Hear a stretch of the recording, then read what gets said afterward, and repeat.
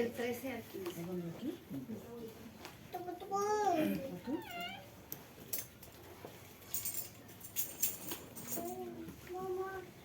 Dice, si usted lo tiene, puede ayudarme.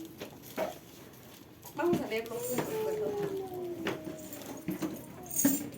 Dice, hasta que todos lleguemos a la unidad de la fe y del conocimiento del Hijo de Dios, a un varón perfecto, a la medida de la edad de la plenitud de Cristo. Que ya no seamos niños fluctuantes y llevados por doquiera de todo viento de doctrina, por estratagema de hombres, que para engañar emplean con astucia los artificios del error. Antes, siguiendo la verdad en amor, crezcamos en todas cosas en aquel que es la cabeza, a saber, Cristo. Muy bien. Nosotros estamos aprendiendo.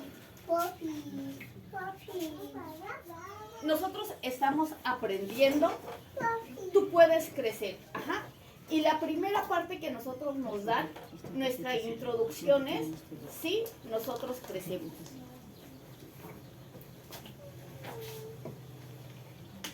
Esa es la introducción de nuestro tema, ¿sí? Nosotros crecemos.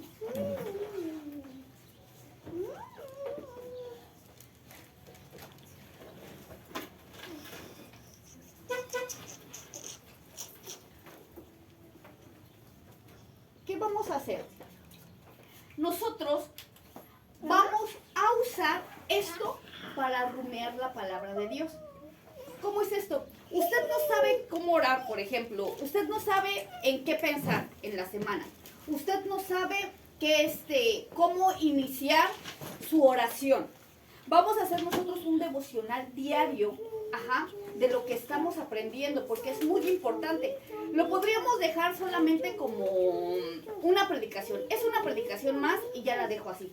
O bien aprovechar todos los nutrientes y empezar a crecer espiritualmente. Entonces, si usted quiere empezar a crecer espiritualmente, yo le invito que usted se consiga una libreta y empiece a trabajar en su devocional diario, como los niños. Esta parte que nosotros nos enseñan, si nosotros crecemos, nos está diciendo que esta invitación no nos la está dando un humano, nos la está dando Dios. ¿En dónde están los versículos? En Efesios. Usted va, la primera semana de su diario, usted va a poner en el título de la hoja, si yo crezco, si yo Gerardo, si yo Estela, si yo Ruth, si yo crezco, si yo crezco, es la invitación que Dios me está dando a mí como persona para crecer. Y entonces voy a rumiar y voy a orar sobre mi versículo, que es Efesios 4, del 13 al 15. ¿Sí?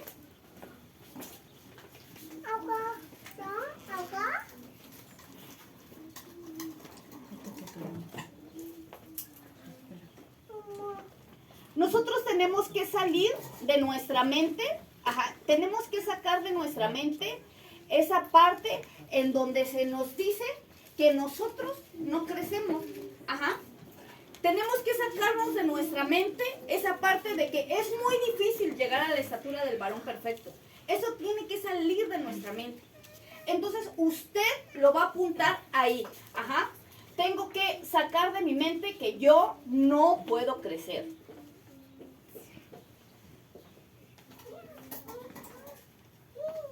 Entonces usted en una parte de su hoja va a poner ¿cuántas cosas me hacen pensar que yo no puedo crecer? ¿Qué es lo que me hacen pensar que yo no puedo crecer? No, pues no oro. Probablemente no oro lo suficiente, ¿no? No oro lo suficiente. ¿Qué otra cosa me hace pensar que no puedo crecer? No leo la Biblia. No leo la palabra de Dios. ¿Qué otra cosa me hace pensar que no puedo crecer? No poner en práctica lo que leo. No ayuno. No pongo en práctica lo que leo.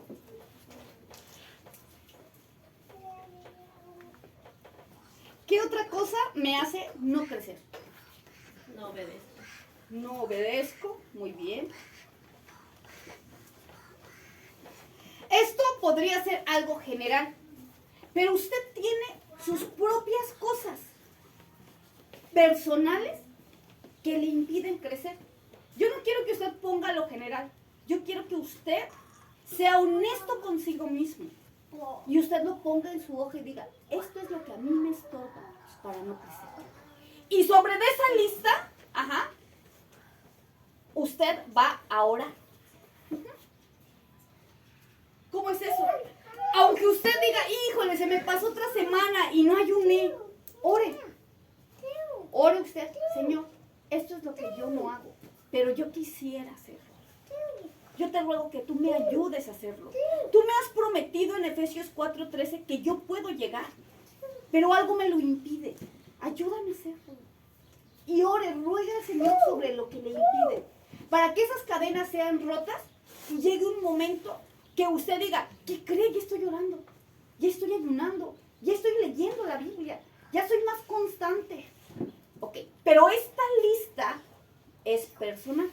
¿Me doy a entender? Ese es un ejemplo solamente. Es un ejemplo. ¿Y cómo se puede hacer? Pues usted, cuando no pueda hacerlo, cuando no sepa qué hacer, lea nuevamente Efesios 4:13. Híjole, no volví a ayunar. Lea Efesios 4:13. Hasta que todos lleguen a la unidad de la fe y del conocimiento del Hijo de Dios, a un varón perfecto. Y otra vez usted no leyó la Biblia, vuelva a decir hasta que todos lleguemos, porque es una invitación espiritual. Es como la voz de Dios que le está diciendo, pero yo te espero, te sigo esperando, te sigo esperando. Pero ¿quiénes son los que la van a poder llamar?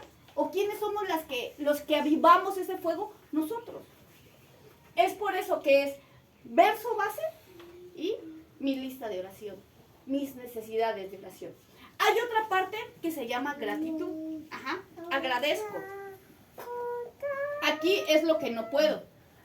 Puedo tomar yo mi hoja también y puedo decir, te doy gracias. Gracias, ¿por qué? Gracias, ¿por qué? Hay muchas cosas para dar gracias. Por ejemplo, una de las cosas que nosotros podemos agradecer es porque tenemos salud. ¿Por qué otra cosa? Vida. El pan de cada día. Por la vida. Una pregunta, ¿cuántos murieron en esta semana que ustedes conocieron? Murió mi tío. No lo esperábamos y falleció en tierra. ¿Cuántas cosas no pasan? Nosotros tenemos el privilegio de estar aquí. Hay gente que no tiene el privilegio ni de vivir. Entonces nosotros creemos que vamos a despertar mañana. Creemos que mañana lo vamos a hacer. Ay, hoy no pude, mañana lo hago. Pero la vida no la tenemos contada. Desde niños recién nacidos hasta gente adulta muere todos los días. Entonces todos tenemos un tiempo que no sabemos cuánto vamos a vivir. No sabemos cómo vamos a vivir. Entonces hay muchas cosas por qué agradecer. ¿Cuántos tienen trabajo? ¿Cuántos conocen a gente que se les está viendo bien difícil porque no tiene trabajo? Que de veras no tienen ni para comer. Ok, ¿usted puede agradecer por lo que usted tiene? Aunque usted esté presionado con los gastos y lo que usted quiera, pero tiene. ¿Me tiene que entender? Tiene. Otra pregunta, ¿por qué otra cosa deberíamos de agradecer? Por la salud, la vida. Es bien sorprendente escuchar a la gente de decir, yo soy salvo, mi familia no. ¿Verdad? Es bien difícil eso, de decir yo soy salvo y los que amo, y los que están cerca, mi familia.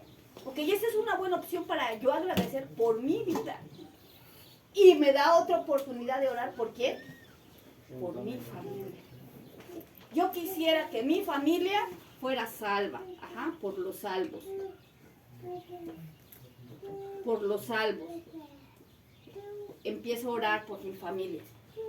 Entonces, estas cosas que uno, ¿por qué oramos en la comida, hermanos? Díganme ustedes. Por las manos que lo preparan, por la fuente donde provienen. Para que los que no tienen tengan un plato de comida. Oramos por agradecimiento, ¿verdad? Así es. porque comimos. Y no sería bueno, a veces ustedes no están bien contentos porque, ay, yo me acuerdo que cuando llegamos nosotros a Guerrero, la primera coca que pudimos comprar en Guerrero, yo estaba feliz. Y, Señor, gracias porque puedo, aunque estamos en la sierra, puedo tomar un refresco. Gracias. Nosotros no podemos dar gracias extra, a lo mejor por un postre o por un dulce o por algo que nos pudimos dar el lujo de comer. No sé, no puede ser algo muy grande, algo chico, pero tienes el privilegio de hacerlo. Gente que no tiene. ¿Ustedes algún día fueron a la escuela y no pudieron comprarse una torta y vieron a sus amigos comiendo torta? Sincronizar. Sí, ¿verdad? Ok, pero yo puedo comprarme una torta. Dar gracias por eso. Por las cosas que sí puedo. Por lo que es para mí. Por ejemplo, el poder tener 2 pares de zapatos, el poder tener 2 pares de lentes, el poder tener 2 suéteres. O sea, todo eso es un acto de gratitud. A lo mejor no me acuerdo de todo, pero sí de lo que puedo agradecer hoy, en este día. ¿Qué puedo agradecer? ¿Qué sí puedo agradecer? ¿Qué sí puedo agradecer? Híjole, yo quisiera un carro último modelo, ¿no? Pero ¿qué creen? Tengo unos zapatos bien buenos. Gracias, Señor, ¿no? O como dice el poema, tengo mis pies, no me sirven para caminar, ¿no? Ay, gracias, Señor, porque puedo caminar, porque el vecino de acá con su carro no puede caminar, no se puede ni parar. Gracias, Señor, porque puedo caminar. Entonces, la gratitud nos motiva demasiado, nos da vida, es una fuente de vida. El agradecer es una fuente de vida. Psicológicamente se ha mostrado que si usted da gracias al día solamente por lo que tiene, su vida es más fructífera. Pero cuando usted agradece a Dios, Dios lo bendice a usted por ese agradecimiento. Existen en la vida secular hasta diarios de gratitud. Tú compras un diario y ese trae la fecha y tú escribes ahí las cosas por las que... Para poder agradecer, claro. Entonces, todo es para motivarnos a agradecer. Pero si nosotros le agradecemos al que nos da todo, ¿ustedes creen que va a decir, mi hijo es agradecida? Le gustó el zapato, le voy a regalar una casa. ¿A poco no? ¿Cuántos de nosotros nos da gusto que la gente sea agradecida? La gente normal. Que nuestros hijos nos digan gracias. ¿Se imaginan a Dios? Él no será agradecido. Que nosotros le agradezcamos, ¿verdad? Ok. Y por la salvación. Esa es una forma en la que nosotros podemos empezar a buscar la oración. Ajá. Muy bien. Ahora, abra usted su Biblia en Salmo 51:5.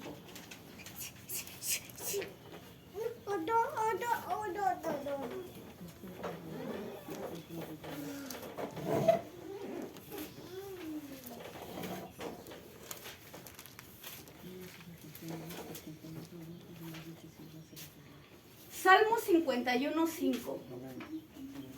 He aquí, en maldad he sido formado, y en pecado me concibió mi madre. Muy bien.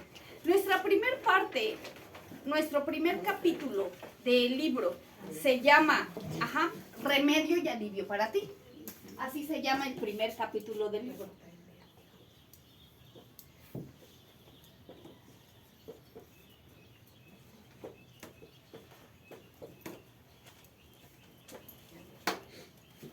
Eso ya lo vimos, solamente es un repaso. Lo primero que nosotros tenemos es pecadores por nacimiento. ¿Ah?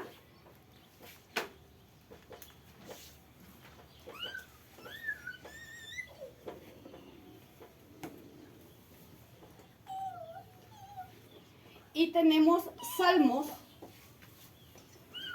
51:5. Aquí vimos el pecado original.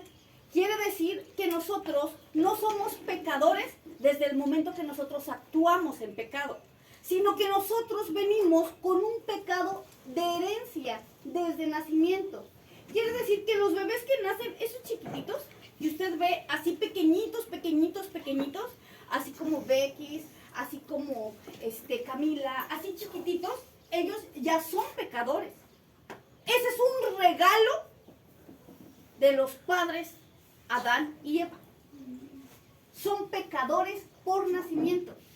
Quiere decir que si ellos mueren en sus pecados, ¿qué va a pasar? Se van al infierno. Entonces los recién nacidos, hermanas, si mueren, Lo que marca. Hay un tema para eso. En cuestión, se puede. La palabra de Dios nos enseña que en la justicia de Dios, Él permite que si usted es salvo, sus hijos que mueren pequeños son salvos. Pero hay una edad hasta el destetamiento en que los niños dependen de los padres, que es aproximadamente hasta los 4 años, 4 o 5 años. Ahí dependen de los padres. Si los padres son salvos, los hijos son salvos. Si los padres se pierden, los hijos se pierden. Y ellos mueren en esa edad, los hijos se pierden. Ajá. Pero ya creciendo de esa edad, ellos empiezan a ser responsables de sus actos. Ya cuando ellos entran a la escuela, ya se marca una dependencia, una independencia, y ellos ya se vuelven responsables de sus actos.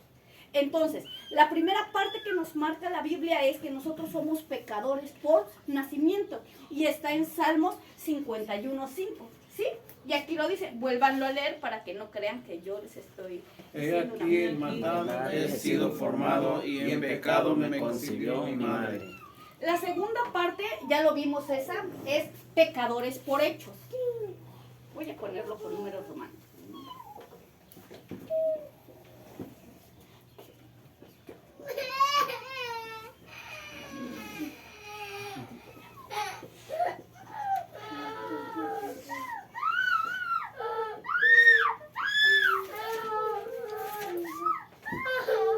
Pecadores por hechos. Salmo 58 del 3 al 4.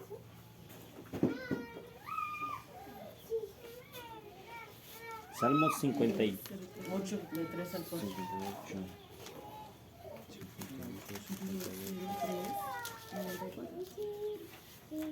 Dice, Se Apartaron apartaron los impíos de la matriz, se descarriaron hablando mentira desde que nacieron. Veneno tienen como veneno de al veneno de serpiente. la serpiente. Son Son como el como áspid áspid sordo sordo que que cierra cierra su su oído. Muy bien. Nosotros nos dimos cuenta, que los pecados por hechos, los primeros pecados o los pecados que nosotros vamos a batallar toda nuestra vida son con 3 pecados básicos.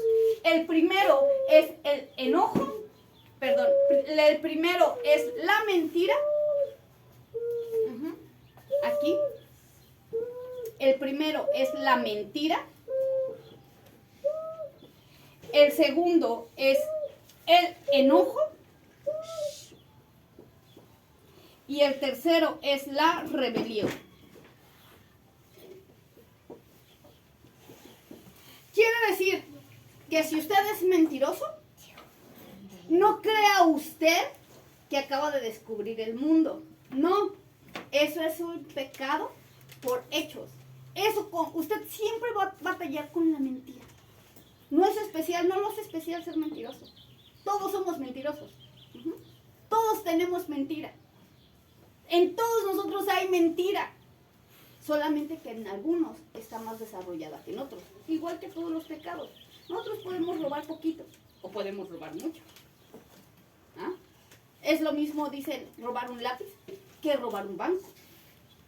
Solamente que el desarrollo del pecado o la perversión que uno puede adquirir en los pecados es la diferencia. El enojo. Si usted es enojón, no crea que es la última coca en el desierto. Todos batallamos con el enojo. Todos. Aunque usted diga, ay, yo no me enojo. Sí se enoja.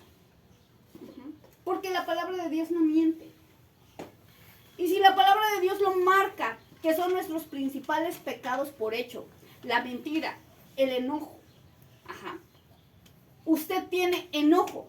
Pero ¿cómo es eso? Ustedes saben que de estos 3 pecados se desarrollan todos los pecados de maldad que están. Es como la rama o el centro de la raíz. Es como, por así decirlo, la semilla de pecado que está en nosotros. Y todos los pecados que usted conozca se desarrollan de estos 3. Qué sorprendente, ¿verdad? Ok, si usted es rebelde, No crean que es el primer rebelde que existe. No, todos tenemos rebeldía. Toda la rebeldía nos domina. Cuando nosotros los dejamos trabajar al 100%, que usted deja como esa maldad, no pasa nada, que crezca, no pasa nada, ese mejor, que crezca. Eso empieza a crecer sin ningún alto, sin ningún pañete, sin ningún límite. Eso puede volverse algo completamente maligno o completamente perverso. Un ejemplo, ustedes díganme un crecimiento del enojo. ¿Hasta dónde puede llegar el enojo? Hasta matar a alguien. Imagínense de enojarse a un asesinato. Escaló demasiado. Un crecimiento de la rebelión. Díganme ustedes, ¿qué podría ser una rebelión? Algo así exagerado. Llévenlo al máximo. Las guerras. Cuando se levantan los golpes de Estado también en contra del gobierno, hacen una cosa terrible. O sea, algo extremo. Algo grande de la mentira, díganme ustedes, los políticos, lo sé, pero... algo extremo de las mentiras, díganme ustedes. Los estafadores. La gente que hace tanta maldad. Todo esto, es la base del pecado por hecho. No es que nada más sean estos tres. ¿Qué es lo que tienen que hacerse? Se tiene que dominar. ¿Verdad? Nosotros tenemos que dominarlo. Entonces, en nuestra oración, ¿qué tenemos que hacer? Detectar nuestra rebelión. Detectar nuestra mentira. Detectar nuestro enojo. Y empezar a orar sobre él. ¿Por qué? Porque esto es lo que me va a mantener siempre sin crecer. Es algo que a nosotros se nos debe de quedar grabado. Este es un punto clave. De todas las cosas es un punto clave. Esto principalmente es lo que le impide crecer en Dios. Esto. Usted quiere saber, es que yo no sé qué es lo que me impide crecer en Dios. Enfóquese en esto. Pero es que yo no sé por qué Enfóquese en esto. Enfóquese usted en esto, en su vida. Usted cheque su corazón y diga, ok, ¿qué me está estorbando? ¿Qué se ha puesto como un muro delante de mí y no me deja cambiar? ¿Qué? ¿Sí quedó claro esta parte? ¿Sí? ¿Sí estamos aprendiendo? ¿Qué? Bueno, nada más estamos repasando, porque se supone que ya lo vimos. Vamos a abrir nuestra Biblia en Romanos 6:23.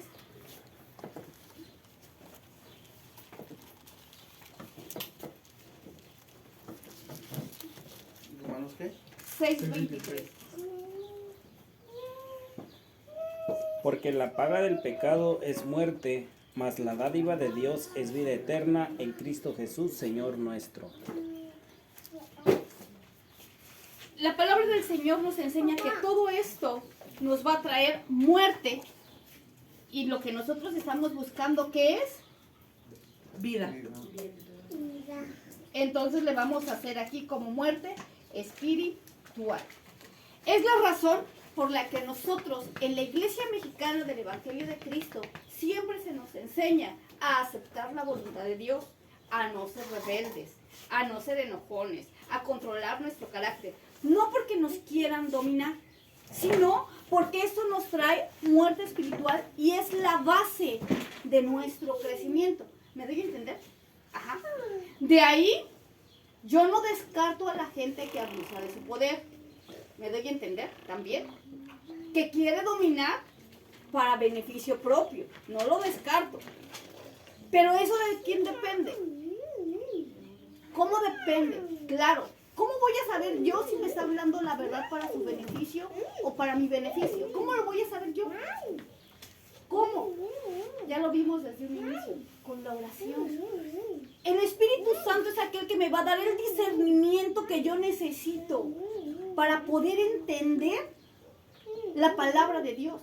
Si yo no leo la palabra de Dios, si yo no sé lo que dice la Biblia, si yo no sé las promesas de Dios que Dios tiene para mí, yo me voy a dejar guiar por otras personas. Eso es básico, nosotros tenemos que entenderlo. La gente me va a decir cómo debo de pensar, cómo debo de ser, cómo debo de actuar. Pero ¿en quién me debo de sujetar yo? En Dios.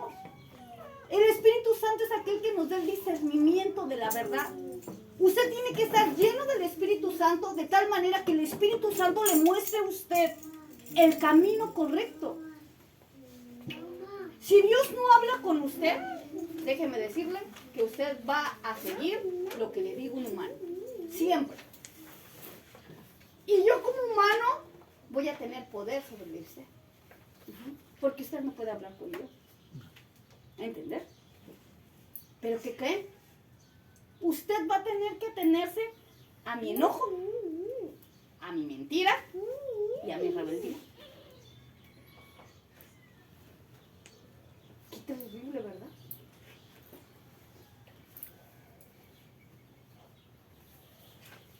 Entonces, ¿qué es lo que tenemos que hacer nosotros? Lo primero que yo debo de hacer es tener mi contacto directo con Dios para que Él me discierna, me enseñe a saber cuál es su camino y cuál es el camino del humano que me está guiando. Y yo tener la fuerza de carácter, la firmeza de decir, yo quiero seguir por el camino de Dios. Qué sorprendente. Muy bien. Remedio de Dios para el pecador. ¿Sí quedó claro esto, hermanos? Vamos a abrir nuestra Biblia en Juan 3:16.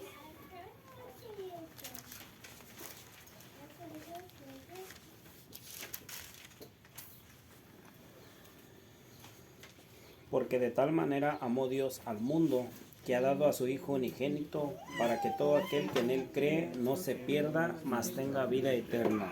Romanos 5:8, por favor.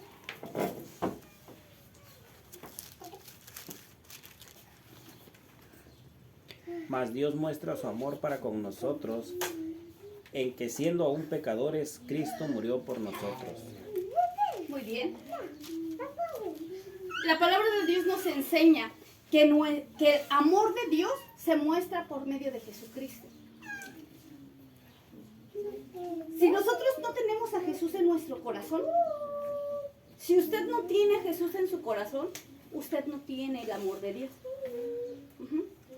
Si yo no tengo a Jesús en mi corazón, yo no tengo el amor de Dios. ¿Por qué? Porque es necesario que todos lo tengamos. Porque es necesario que yo sepa que mis hijos son salvos. ¿Por qué?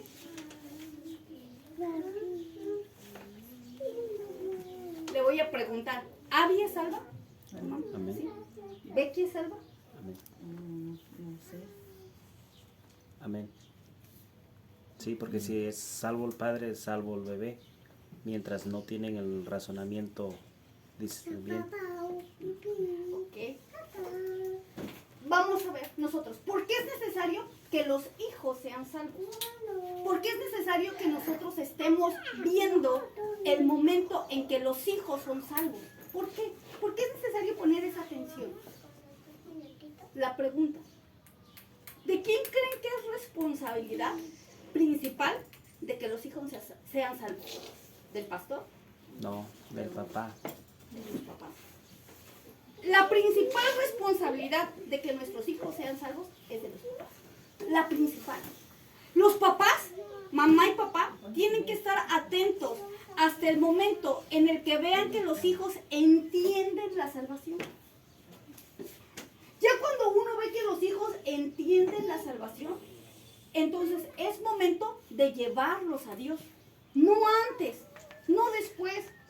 Usted no se puede confiar de que él va a la iglesia. No se puede confiar. Ese es el peor error de los padres.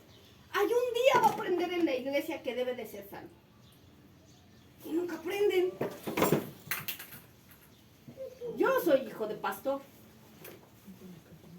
¿Saben hasta cuándo estuve segura de mi salvación? Hasta que tenía 14 años. Yo pude saber lo que era ser salvo. Antes no. Todo el tiempo se hablaba de salvación. tiempo. Pero ¿por qué hasta esa fecha? Porque no se tuvo el cuidado de darme a mí personalmente, de sentarse conmigo y darme el plan de salvación.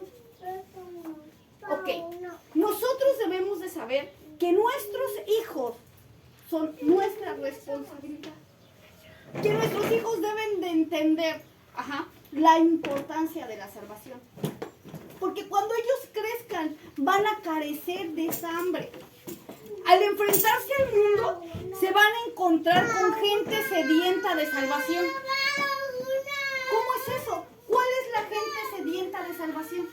¿Cuál es la gente sedienta de salvación, hermanos? Díganme ustedes. Recuérdenme ustedes a alguien que ustedes conozcan que esté en el mundo, que esté sediento de salvación, que nunca haya pisado una iglesia. Alguien sediento de salvación. Que ustedes vean. ¿Cómo se podría diagnosticar la sed de la salvación?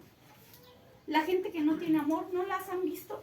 Esa gente que de repente vamos a ver en hombres o mujeres que son muy mujeriegos y muy hombreriegos, no tienen amor. Tienen la sed de la salvación. Necesitan algo que llene su vida, que sacie su vida. Por ejemplo, la gente en las drogas, ustedes véanlos.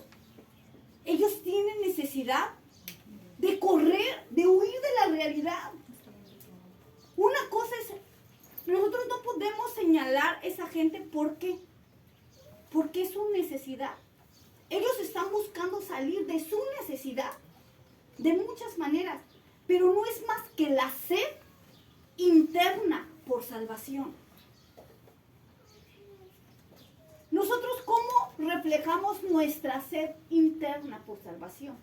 Como cristianos, digan, ¿cómo la reflejamos? ¿O cómo la podríamos reflejar? Ustedes díganme, necesito sus ejemplos ustedes para que se involucren en esto. ¿Cómo, hermano Moy, cómo podría yo reflejar como cristiano mi sed interna de salvación? Mi necesidad de Dios. Falta de amor. Que no hay amor. Falta de perdón. Falta de... ¿Verdad que aunque uno es cristiano, gracias, ¿verdad que aunque uno es cristiano, a veces uno se siente con falta de algo? O sea, uno dice, me falta algo, hay algo que no me sacia. Todavía no he encontrado eso que yo pueda decir, me siento satisfecho de Dios. Eso es sed espiritual. Eso es una sed inmensa espiritual. Falta de perdón. Eso también es sed espiritual. Todo eso que nos genera una descompensación, que nos genera un desequilibrio, esa es una falta de Dios. Porque la plenitud está en Dios. Y nosotros como cristianos somos los que deberíamos de encontrarla. Dice, vosotros sois la luz del mundo. Usted es la luz del mundo. ¿Qué quiere decir? ¿Cómo es posible que haya gente que no es cristiana que esté feliz en la calle? ¿Va? Y nosotros lo veamos y está bien contento, es bien alegre, tiene todo resuelto. ¿Cómo? Si yo tengo a Cristo. No tienes nada, hermano. Tú crees que tienes a Cristo. No tienes, lo has perdido. ¿Cómo es posible que haya gente que es más consciente, que es más limpia en su forma de ser, en su forma de actuar que yo? Me está faltando algo. ¿Qué me está faltando? Cristo. Es lo que me está faltando. Ahora, los hijos se van a topar con eso. Nuestros hijos se van a topar con eso. Y si ellos no saben correr a la fuente de vida, ellos van a ser arrastrados por el mundo. Eso es algo que yo quiero que ustedes se queden en su mente. O sea, nosotros no los estamos enjaulando en una iglesia. Eso es algo que ustedes deben de quedarse en la mente. Usted no los está diciendo, ay, es que te van a enjaular y no vas a poder expandir tus alas y volar en el universo. O sea, ubíquenlos. ¿Qué mejor que ellos puedan expandirse llenos de la seguridad de Dios? Allá en donde los violan a las niñas, allá en donde los secuestran, allá en donde los matan, que salgan con la protección de Dios. Cuando vayan en la calle, cuando los dejen en la escuela, a los niños que drogan en la escuela, ustedes no saben. En México les echan pastillas en el agua con cocaína y los niños quedan locos, nunca han probado una droga y los dejan mal para toda la vida. ¿Quién puede proteger a sus hijos sino Dios? Amén. Cuando llega alguien que les va a hacer algún daño, que va a hacer un secuestro o algo así, ¿quién va a clamar? Ellos van a hablarle para, ay mamá, ayúdame a orar, papá, ayúdame a orar, o hermano, ayúdame a orar. No. Pero si no tienen a Dios, ¿quieres que sean libres en este mundo? ¿Quieres que vayan a morir allá afuera? Déjalos libres. Hablaba con Abby, me está contando que un niño del kinder le pega. Me engañó, hermana, dice, me engañó, era mi amigo, me dijo, quiero ser tu amigo. Y cuando me acerqué me pegó. Veamos nosotros a lo que se exponen los hijos. Estamos hablando de un niñito. Pero usted súbalo a la escala más grande. En la secundaria, en la universidad. Déjelo afuera. Hay gente buena. Hay gente buena allá afuera. ¿Quién es quien va a proteger a su hijo? A su hija. ¿Quién? Dios. Dios va a protegerlos. Ellos van con la protección de Dios si usted cuida su salvación. No es en vano cada una de las palabras. Nosotros, al momento de acercarlos, ¿ustedes creen que Dios nos puso en esta tierra? Es algo que yo quiero que también veamos. ¿Ustedes creen que Dios nos puso en esta tierra para no disfrutarla? Nosotros hacemos a Dios como si Él fuera inútil o como si Él fuera tonto. ¿De veras lo vemos así? Como si nosotros fuéramos los sabios del mundo, los que sí sabemos cómo hacer las cosas y Dios no. ¿En dónde cabe eso?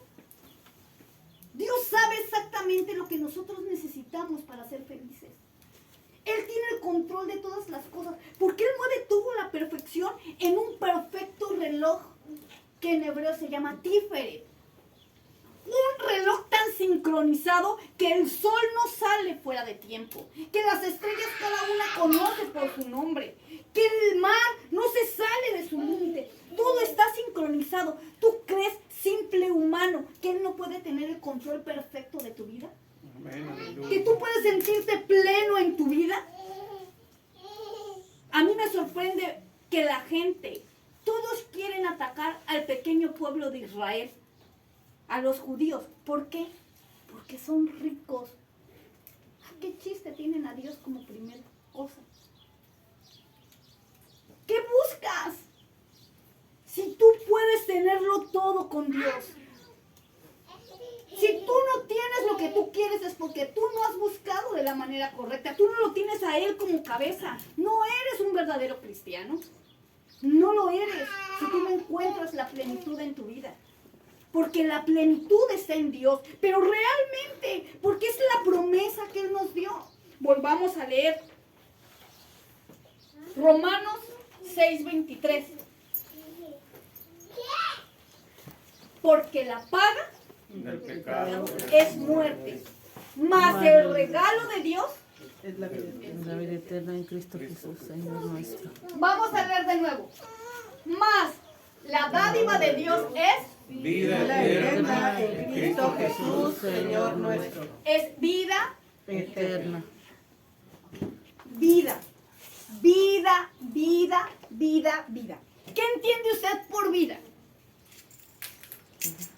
Ustedes han escuchado ese lema que dice, este medio sobrevive, o este sobrevive, este no vive, este sobrevive, ¿no? Algunas personas nada más están en esta tierra sobreviviendo, así por encimita, porque están muertos, viven como zombies, todos muertos, no tienen vida, ¿ok?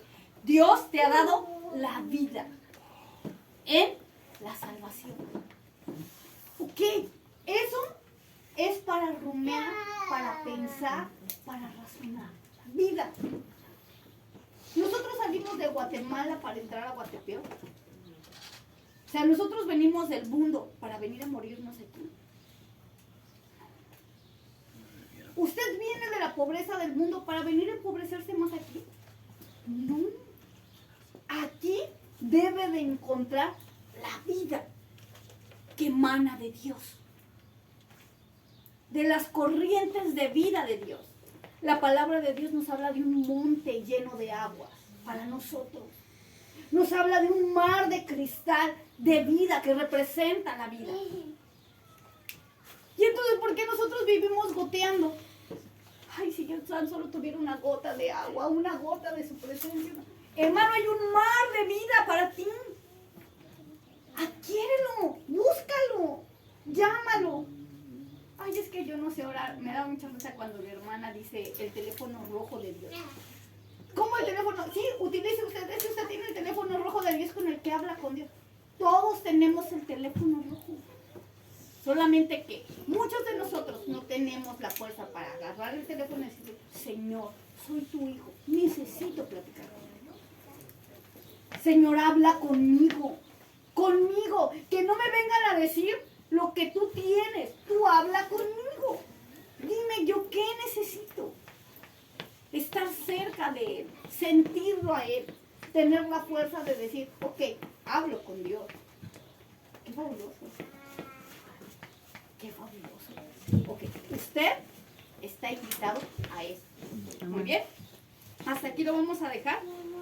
Porque nos tenemos que quedar conscientes con esto. ¿Quiénes son los responsables de sus hijos? Los padres. De la salvación. Los padres.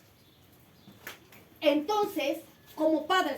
Pero estamos hablando de los que están pequeños, de los que ya se fueron de la casa, ya déjenlos. Ya. De los pequeños. Dice que ya no soy responsable. No, hermano, de sus nietos ahora. ¿También? Sí. Ok. Pero ¿qué creen? Y mi suegro que pensó que ya se había